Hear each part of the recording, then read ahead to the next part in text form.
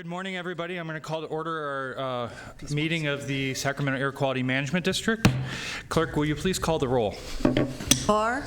Here. Cruz. Here. Frost. Here. Guerra. Here. Hanson. Here. Harris. Here. Kennedy. Here. Lee. McGlashan. Natoli. Here. Peters. Cerna. Starsky. Terry. All right, thank you. Mr. Guerra, will you please do the pledge for us? Ready to pledge. I pledge allegiance to the flag of the United States of America and to the republic for which it stands, one nation, under God, indivisible, with liberty and justice for all. All right, Madam Clerk. I believe we're going to start with the Air Pollution Control Officer report rather than closed session. So. Oh, what? Go ahead. We'll have my report, and then I think we'll go into closed session. So I would like to introduce a few people today. I don't know if the board is aware of this, but a couple years ago, we had a team from the Beijing Municipal Environmental Protection Bureau come, about 30 people, to visit California for a couple of weeks. And we have been working, California and the districts and ARB with various groups from the country of China for several years on air quality issues. You're well aware of the issues that they have on air quality, and they are reaching out to the best in the world to help out and to partner with them in that regard. We're fortunate this time around to have two of their key people that are spending 3 months in California. Rather than send the whole team, they sent a couple of people to really get an in-depth review. And they have spent time with a range of air districts, with the Air Resources Board, Cal EPA, and other folks. This week they're with us they're here at our district for this week and next week, and I wanted to introduce them. The first is Lou Zhen. He's the Deputy Director of the Atmospheric Environment Management Division at the Bureau. And also Zhang Jianghai, who's a senior engineer in the same division. And they are spending 2 weeks of intensive time going through all of our operations. They're getting briefings on enforcement and writing permits and how we do our air monitoring, land use planning, the whole spectrum of what we do. And they are very interested in governance because our governance structure in the U.S. is significantly different from theirs, and they wanted to come to the board meeting this morning. And I told them that I hoped it wouldn't be too terribly entertaining, so, but informative. So we'll see how this goes. So a big welcome to them. By the way, we have two employees who speak Mandarin at the district fluently, and but these two gentlemen are fluent in English, and most of our communications are going in English, and they've been have asked a lot of hard questions, and we've had some really good interactions thus far. So welcome to them. The next person I would like to welcome is Genesis Rivas. Genesis is a new employee here at the district. She graduated from UC Davis with a degree in atmospheric sciences. She interned at the North Coast Unified Air Quality Management District, and she then followed up by working as a program technician for the Air Resources Board.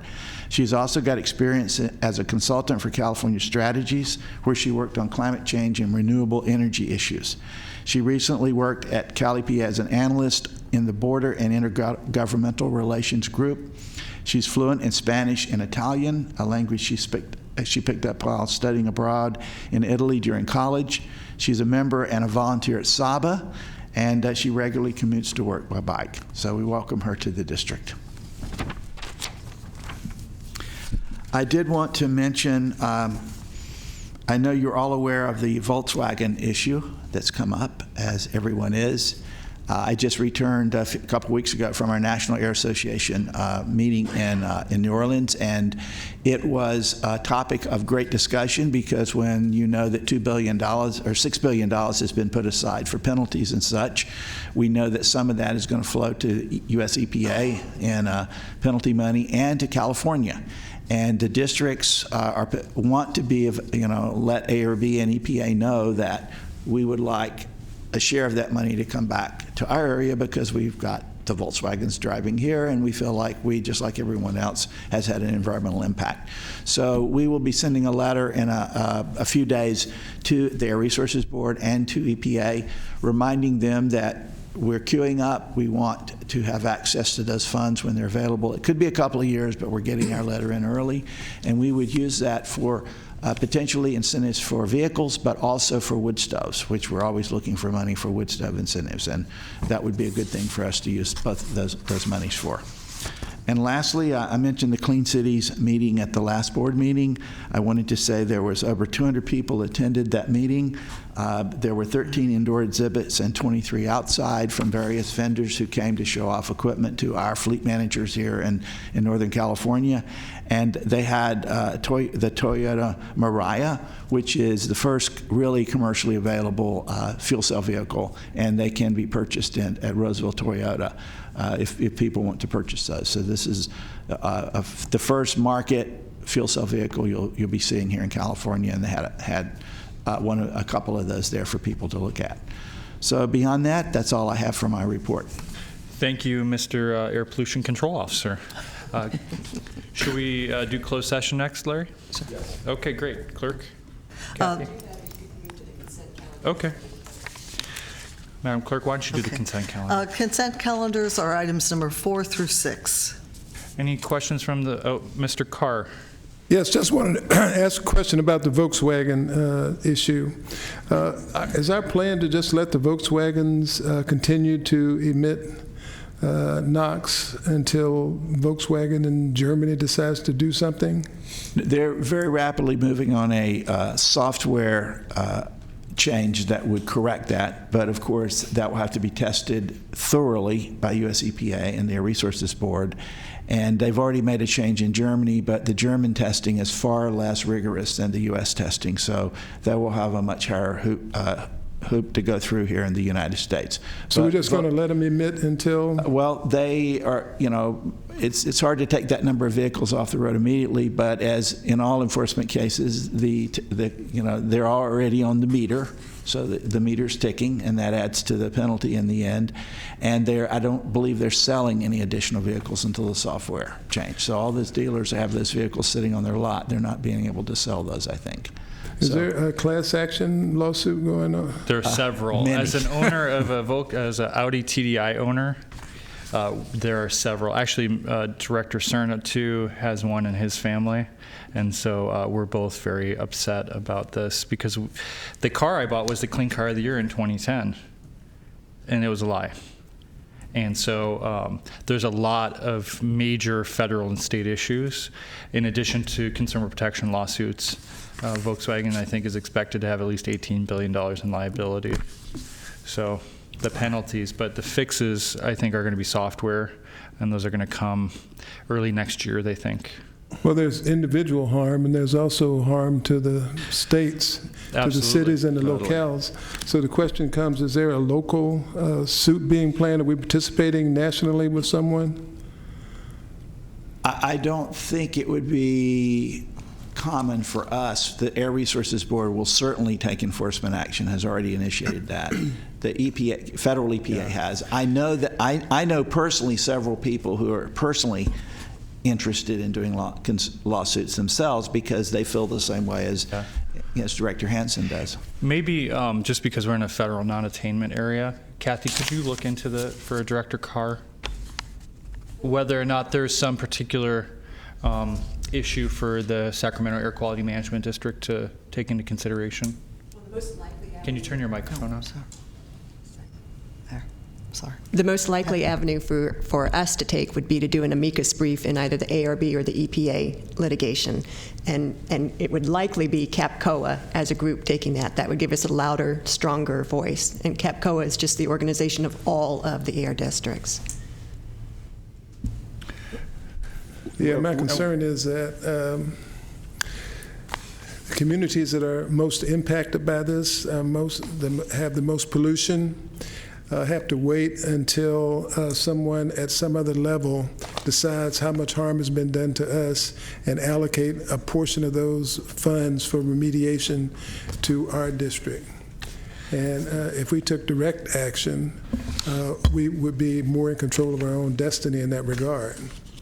Because this isn't agendized, I feel like we're kind of getting past the point where the Brown Act allows us to talk about it, but we could give direction to staff to bring it back for our next agenda for a discussion. And cover all the options. Yeah, and certainly, Larry, I think as part of the Air Pollution Control Officers Association, CAPCOA, you can give us some insight or help with that side of it. So Certainly. great. Thank you, Mr. Carr. Anyone else on the consent calendar? Entertain a motion. Move the item. Move the consent. Second? Okay, moved and seconded. Moved by, I think, Mr. Cruz, and seconded by Mr. Carr. All in favor? Aye. Aye. Opposed? Abstain? Thank you. Mr. Starsky, thank you for joining us, even with your injury. Quorum, I would not have shown up today. I was heard we were desperate for quorum. If one person hadn't shown, we wouldn't. Yeah. We wouldn't. But, Thank you so much for showing up. Okay, now, Madam Clerk, why don't you call the closed session item, and we'll All right. retire to the conference room. The Board of Directors will hold a closed session in hearing room number 1 at the beginning of this meeting to discuss the following item: conference with legal counsel, existing litigation, review of litigation status in the following case filed by the district under Government Code Section 54956.9, subsection A, AQMD versus Jerome Sprague, Superior Court Case Number 03AS00061. And All right, we'll adjourn to closed session and be back shortly.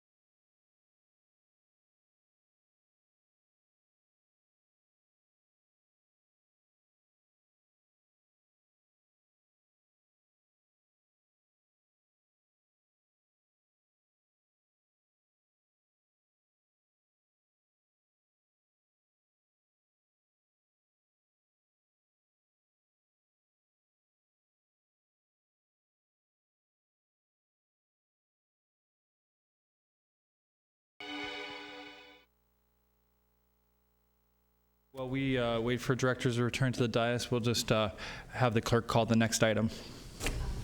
Oh yeah, sorry, Kat, is any report out from closed session?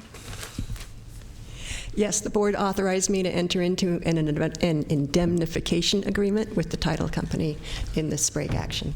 All right, thank you. Madam Clerk, next item. The next item is item number 7. Adopt a resolution authorizing the Executive Director, Air Pollution Control Officer to execute agreements for SharePoint implementation services in an amount not to exceed $600,000 and project management services in an amount not to exceed $450,000. Great.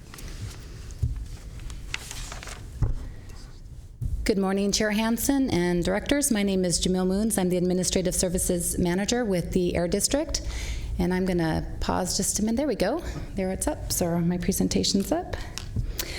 This morning, I'd like to continue our discussion about the system integration project that the district is undertaking to improve our business processes and automation and technology in the district. I was here in front of you a month ago at the September meeting, sharing with you sort of the grander vision of what we're doing and all the elements of that. Today I'm here to discuss a couple of specific projects and to ask for your authorization to move forward and execute contracts in those areas. I'm going to start by reviewing the project in general, just very quickly and high level to get us all back on the same page. I'm going to dive in a little deeper to 2 of the projects that are part of that overall strategy, and then talk about our need for project management services, which is one of the requests today in front of you. And then we'll discuss the financial implications of those contracts, and then talk about some timelines, some proposed target dates for our next steps in this overall project.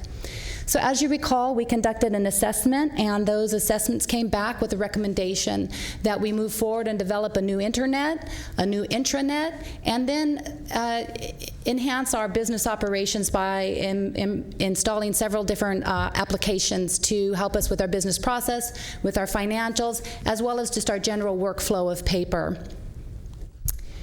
This is what the proposed solution looked like as a vision. Some of these details may change. At this time, we're anticipating that we would end up with 3 different databases managing all of this different data that interact and speak with each other. We are going to go out in the future for a proposal for our line of business and finance. It may be that a solution is in one database, not 2, but right now with the consultants with their input and ours, we're thinking it's likely to be 2, but that could be 1, and we can end up with 2. With the end result that we have a new website, we have collaboration sites, a new financial system, and a new database to manage all of our various operations and our lines of business.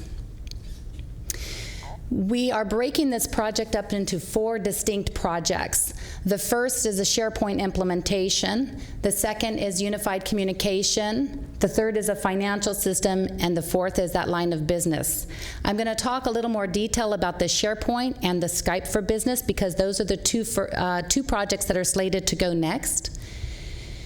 These are the items that were in the scope of work. Last month, we released an RFP for SharePoint implementation.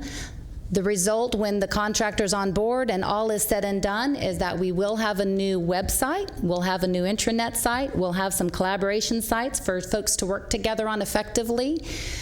We will have a document storage management system where we will migrate everything over to that one system. Search abilities. The business intelligence is our reporting capability. So data's great, but unless you can turn it into something and usable information, it's kind of worthless. So that's a key component. And then a project management tool within that system so that our teams can work effectively and manage projects. So that's another element of what we're getting with the SharePoint implementation. So we're very excited about this. Yesterday, we spent all afternoon, a panel of us, on reviewing 3 of the proposals that came in on that. We're very excited, very, very competent firms, all of which have lots and lots of experience in this area. We are waiting for a final proposal revision next week, and then we'll make our selection for that particular vendor. So we're in the final stages of that, but we have not selected the final vendor. And we'll be kicking this off, excuse me, we'll be going out with an RFP released here in the next month or so to implement a product we already own. We own a product called Skype for Business. It used to be called Link, and they got consolidated with Skype. It's a new product, and it's going to enhance our ability in the organization to communicate with each other, to know where we are, to utilize technology for video conferencing, doing webinars, and just much more functionality in terms of communication, integrating our phone, our voice, and vision images. To do this project, it's a big effort. It's going to take us 2.5 to 3 years to get through all of this. And at the district, we do not have a lot of resources for this effort with the IT implementation, nor a lot of expertise on staff. In order to make sure that we deliver these projects as efficiently and as effectively as we can and with the highest quality, we are asking to procure project management services. So there's an RFP out now. What we're looking for is a dedicated resource with that experience to come in and report to me and work as our representative with all these 4 projects that are going to be ongoing through the life of the projects. I have project management experience.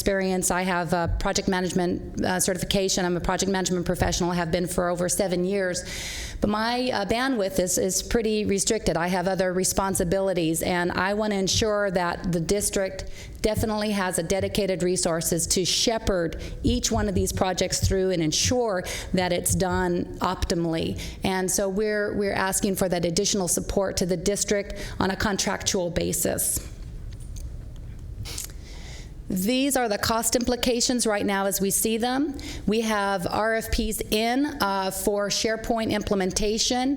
However, we're hoping that the vendors sharpen their pencil a little bit, and through negotiations we can tighten that up a little bit.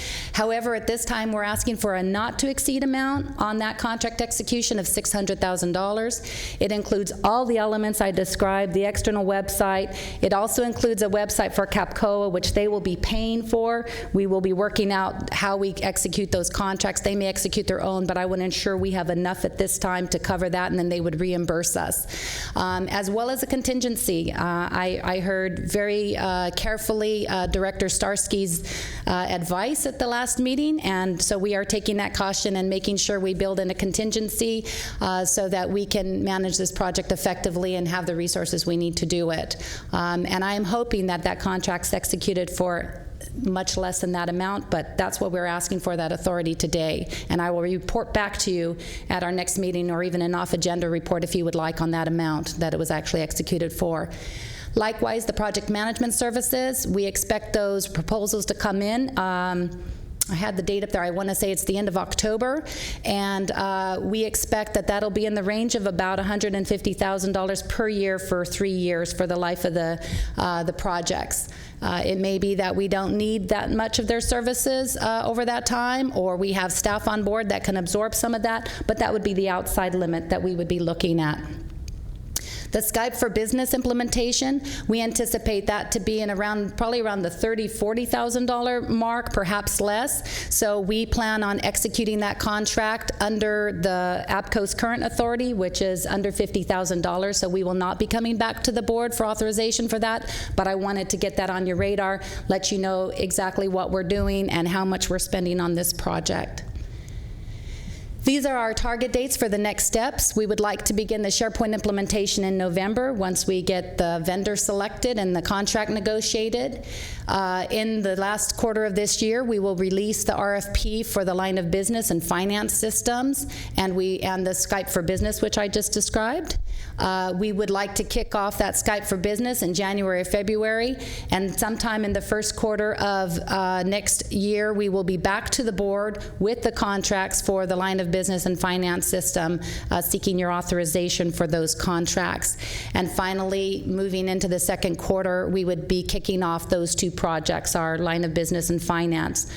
Part of the revise to these target dates that I've pushed them just slightly is our controller's retiring, and we are going to be onboarding a new controller, and we will be in the middle of budget season, right in the middle of all of this. So I wanted to give us a little bit of breathing room to make sure that with the new resources, there's going to be a lot to do, and getting that budget out. And I have to be sensitive to our ability as a district to execute these and do a good job. So I'm giving ourselves a little more breathing room in the first quarter of next year. So with that, I respectfully request that you authorize us to move forward to execute a contract with the successful respondent of the SharePoint implementation services for an amount up to but not to exceed $600,000. So it could be and most likely will be less than that amount. Execute contracts with the successful respondent who we select for project management services in an amount not to exceed $450,000, and that would be for a 3-year period for not to exceed $150,000 per year. And then the final one is to make any modifications to those contracts that may be necessary to fully implement the intent of the resolution. That's standard language in our resolution, and I just wanted to call that out because that is something you would be authorizing. With that, I would be happy to answer any questions you have. Thank you, Jamil. I don't have any members of the public signed up to speak. Mr. Carr? Just a couple questions. After this systems integration project is complete, will there be any standalone databases or systems? I do not think so. Our vision, I'm trying to think through what we have and what we will have at the end. I think all of our systems will be integrated. We'll be moving all of our standalone access databases that we currently have. There's about 10 of them. They will all be on one system, one database. All of our finance will be on another one, and we have SharePoint, which has its own server and its own database. All 3 of those will link. They will move data across each other. We will have interfaces, so none of them will be they'll be their individual databases, but they will be passing information and data across. For example, we can take data from our line of business, so say permitting data, and we can move that into our SharePoint system and present dashboards, present timelines, present reports from that other system, as well as our financial system through the SharePoint system. So they will all interact and all speak to each other. Enterprise-wide system. Second question, have you formed user groups? The people who will actually be using the system to participate in the development? Yes. We have internal user groups, and at points of time when we get into the process, we will actually invite some of our customers to come in. We're not that far down the line in any of these projects, but preliminarily, in terms of identifying our needs, we pulled together groups of employees, several different groups. We have a website group that has been meeting and convening and talking about what they want to see and what the needs are in the website. We've convened our stationary sources groups and added in people from mobile sources and our program coordination team to talk about what we need in the line of business solution. We've pulled together finance folks and talked about what we need, as well as SharePoint. So just in the thinking about and planning of this process, we've convened several groups, have showed several demos to most of our employees, not all probably, but we're trying to get to all, to elicit what is it that they need, what is the solution that's best going to meet their needs as district staff. I sensed that you had. I just had to ask a question. Oh. Yes. Thank you. All right. I don't see any other directors signed up to speak. Entertain a motion. We've got a motion from Director Starsky. Second from Director Cruz. All in favor? Aye. Opposed? Abstained? Congrats, Jamil. Thank you very much. More power to you. Godspeed. Next item. Next item is item number 8, adopt a resolution authorizing the Executive Director, Air Pollution Control Officer to execute a contract appointing J. Michael Sinkovich as a retired annuitant under the CalPERS 180-day wait period exception per Government Code Sections 7522.56 and 21224 for an amount not to exceed $50,000. All right. No need to present. I think I heard somebody want to make a motion. All in favor? Aye. Thank you very much. Abstained? Thank you. Next item. Next item is item number 9, adopt a resolution authorizing the Executive Director, Air Pollution Control Officer, APCO, to execute contracts in the amount not to exceed $343,000 for community toxic study. And Janice Lamb will present the item. Good morning. Good morning, Chair Hansen, members of the board. My name is Janice Lamb Snyder, and I'm the program coordinator for the air monitoring section for the district. Today I'm going to be presenting to you a community toxic study. I'm going to talk a little bit about why we want to do a community toxic study in Sacramento. Where does the Sacramento non-attainment area stand in relation to the health standards and the impacts that it may have for Sacramento if we continue to improve the PM 2.5 pollution levels in our area. I'll also show you a snapshot of the spatial distribution of ozone and PM 2.5 pollution levels in Sacramento. And then I'll talk a little bit about our existing regulatory monitoring network and its monitoring objectives. After some of that background, I'll be introducing the proposed community toxic study. And at the end, we'll be asking the board to provide the APCO the authority to execute the contracts to perform the study. So why are we doing a community toxic study? Why are we concerned about fine particle pollution in the Sacramento non-attainment area? Well, first, we want to have a better understanding of air toxics from wood smoke. It is strongly suspected that wood smoke is a source of toxics, but we don't know very much about it and how much it's linked to wood burning behavior in our communities. Last month, the New York Times released an article about a study that stated that the exposure of PM decreases life expectancy. Their findings for Sacramento was that the average resident lives 1 year and 3 months longer because of the improved PM pollution levels since the 1970s. In addition, we want to continue to stay in attainment for the 24-hour standard for PM 2.5 because it avoids more regulations on businesses and on our communities. On the right here, I have a pie chart that shows that wood smoke is a significant portion of our Sacramento County's direct PM 2.5 inventory. On the left graph, you can see that we've had a steady decline of our PM 2.5 concentrations in Sacramento since 2008 when we put in our Check Before You Burn program. So what's the actual spatial distribution of where the peak concentrations are in the Sacramento area? This was a couple of pictures that was taken from, that was captured from our Spare the Air website, and it's an illustration of the differences of where we typically see the peak concentrations for PM 2.5 and ozone. We tend to see higher PM 2.5 concentrations at the urban core where the emissions are generated, whereas on the right-hand side you see where ozone peaks tend to be more in the foothills downwind of where the emissions are generated. This is mainly due to the time it takes for the photochemistry to occur, photochemistry of ozone to occur. Question, Mr. Chair.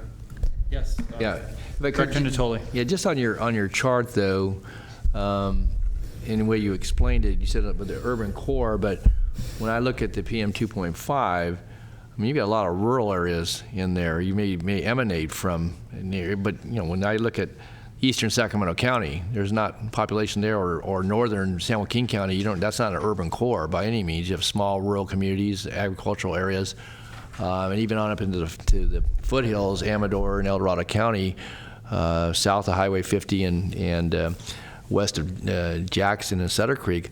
So how is it that you characterize that? I can see where there's different concentrations. I mean, that's true, but when you show that graph there on the left, that doesn't necessarily bear out the urban core. So, yes, but the PM 2.5 dispersion is mostly dispersed from the urban core out to the northern areas and to the more rural areas. So the emissions are generated more directly in the urban core, but yet, air pollution moves, and it gets dispersed. And so I think that's what you're seeing in the graph on the left. Well, isn't that what you're showing too in the graph on the right, though? It's just that it moves further, it goes more distant in the ozone graph. I mean, you show underlying yellow, yes, in the entirety of all that, and then you show yellow and orange on the right-hand side there. Again, shows disbursement. It moves, but it moves further. Is that what you're? So what the right graph is showing is that the peak concentrations are seen. In Sacramento County, most of the emissions are generated in the urban core, but as you can see from the left graph, the PM 2.5, you don't typically see it in the center or in the urban area, but it takes time for it to move, for the chemistry to occur. So the emissions are moved towards the foothills because that's the way the airflow is moving. And then by the time it gets to the foothills, that's where you see the highest concentrations. Janice, if I might, to answer also a couple of more pertinent points. This is a wintertime, summertime chart. Right, okay, yeah. And in the wintertime, your inversions are typically going to be 15, 20, 25 feet, very narrow, and there's not much air movement. Okay. So what you're seeing there is pollution basically staying near to where it was formed, and also that's a factor of where we have our monitors. If you put monitors up in some of those communities up in the foothills, you'd see a lot higher pollution in the wintertime, as you well know, the wood stubs and so on. Secondly, the inversions in the summertime are 1,000 feet or so. So you will get a lot more, that will move under that dome of air, but typically up against the foothills, and that's where we see the ozone forming. So lower elevations are modulating elevations depending upon summer, winter, and it lingers longer in the wintertime versus air movement, less air movement, much lower inversions that we're seeing here. Okay, thank you. Thanks. So this is a map of our existing monitoring network. It was put in place to support 3 broad main monitoring objectives. One's to provide public notification, 2 is to support compliance of health standards, and then third is to support research studies. The network has evolved over the years with federal requirements changing, changes to improve our air quality forecasting, and sometimes changes for economical and logistical reasons. EPA has recognized that communities grow and change, and that our network needs to continue to meet these monitoring objectives. So they've required areas to evaluate their monitoring networks every 5 years. We're currently in that process of conducting this assessment, and we hope to get some of the preliminary results by the end of this year.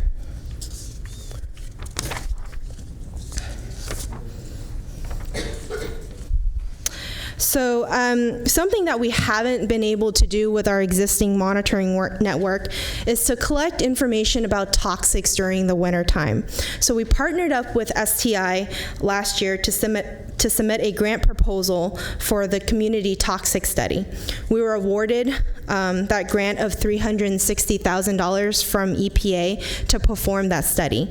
The district is providing $40,000 of matching funds, and we hope to begin the study in the winter of next year. So what questions will the study be answering for our communities? Basically, the concentrations of toxics, what are the concentrations of toxics in our communities? To what degree does wood smoke contribute to these toxics? Are these communities disproportionately impacted by toxics from wood smoke? And are there any changes to outreach efforts that can reduce these toxics in our communities? The screenshot that I have up on the right-hand side is a screenshot from EPA's EJ Screen tool, which we will be using to help us identify which communities to perform the study in. Good question. Yes. Mr. Hanson, question. Could you go back to that chart? Yep. As I understand it, these monitoring stations are regional monitoring stations. and that's the reason we don't have any south of 50 in the bulk of the urban core of Sacramento. So if they are regional, how can you tell which communities are disproportionately affected? So the broad main monitoring objectives is for regional, as you stated. And so this is one of the reasons why we want to conduct this study, is to be able to understand maybe some of these concentrations in these other areas that we haven't been able to monitor in yet. We'll be putting out new monitors in those areas, and that's part of what this study will do. So what you're going to see is, in addition to the sites we have here, you're going to see new additional monitors in those very areas you're speaking of, and we're going to do an analysis of the data to see if there is a Just give a disproportionate impact. justification for deploying them. Okay. Okay. So how are we going to be choosing these community sites in Sacramento? Well, the district has identified some general criteria based on the goals of the study: meteorology, terrain, airflow. But generally, we're looking for EJ and non-EJ neighborhood pairs that are relatively close to each other and have similar housing characteristics within the community, such as age of home, similar population densities. Like I said, we're going to be using EPA's EJ Screen ranking tool to help us identify some of these EJ and non-EJ areas. We have a two-step process to help us choose these communities. First, we're going to be establishing a grant stakeholder group that will help us provide input on the community selection and the selection criteria. After we determine which communities and selection criteria, we want to work with a separate neighborhood stakeholder group to outreach to them about the study, and to have them help us find the specific site locations for these monitors. So there are two components to the study, a monitoring and an outreach component. We're going to have 3 different types of monitoring sites referred to as Tier 1, Tier 2, and Tier 3 sites. We will be monitoring at existing regulatory sites, as well as setting up new temporary sites with professional traditional monitors. And then the third type are community sites with low-cost monitors. There will be 6 neighborhoods in total that we hope to study in, 3 EJ neighborhoods and 3 non-EJ neighborhoods. Each non-EJ neighborhood will be paired with an EJ community. Here is a picture from our Del Paso Manor site. And we're going to have 2 locations for these monitoring sites, and this one is the Del Paso Manor. This one's located in the Arden Arcade area near Watt and El Camino. And then the second location for this will be in downtown, which is 13th and T Street at the California Air Resources Board Monitoring and Laboratory Building. This is a picture of how our Tier 2 monitoring sites would look like, and we're looking for 4 locations for these. And this is a picture of what a low-cost monitor would look like, and it's called an air beam. We actually have one here that Steve can pass around for the board members to see. And this will be housed on a tripod with an encasing that will hold the air beam as well as a cell phone. So the data will be sent remotely to a database to STI. The community members can have an opportunity if they choose to help us operate them, but it's not a requirement. The cell phone app will be able to show real-time counts of the particles at the